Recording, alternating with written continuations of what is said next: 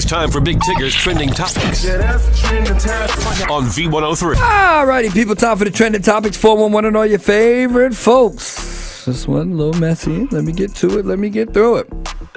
So, feds are investigating R. Kelly, about to get their hands on quote-unquote physical evidence against the singer, allegedly, supposedly, courtesy of the family of one of his alleged victims.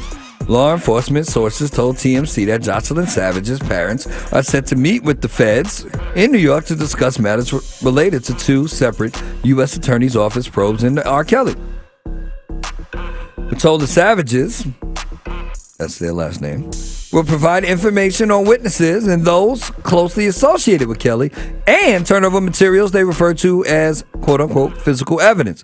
Sources don't know exactly what that means or includes, but other sources do say federal investigations are, quote, progressing very quickly, thanks to cooperation and testimony from several people, including Michael Avenatti, some of his clients.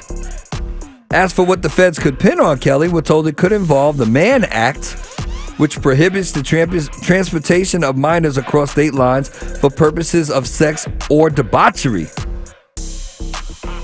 Family's attorney, Gerald Griggs, right here in Atlanta, had no comment about their meeting with feds. Story developing. Well, the feds been real busy. Apparently, Michael Jackson was being investigated by the FBI for 10 years. After leaving NeverLand documentary is prepping to air in the U.S., additional details and allegations beginning to surface.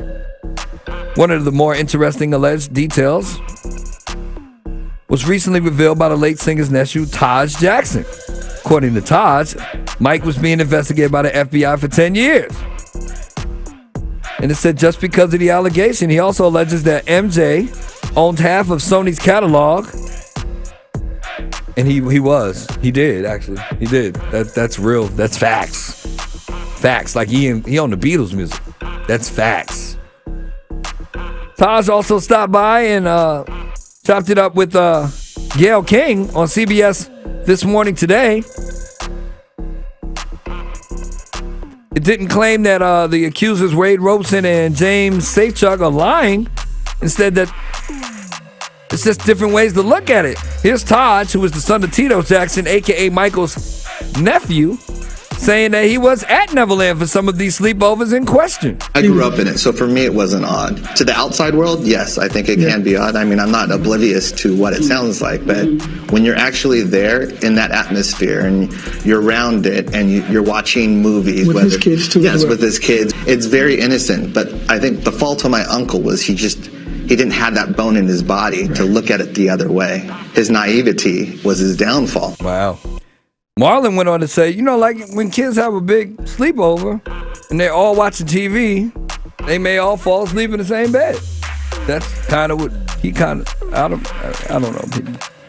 In the meantime, in between time, Oprah will host an after show, a Q&A for HBO's Leaving Neverland documentary. That's going to be interesting. To have a chance to talk with the stars. Are you a star of the documentary? Wade and James, along with the director Dan Reed, in front of an audience of sex abuse survivors. This is going to be messy. But stay tuned. More details on the way. Missed any part? V-103.com. More Big Ticket Show happens now.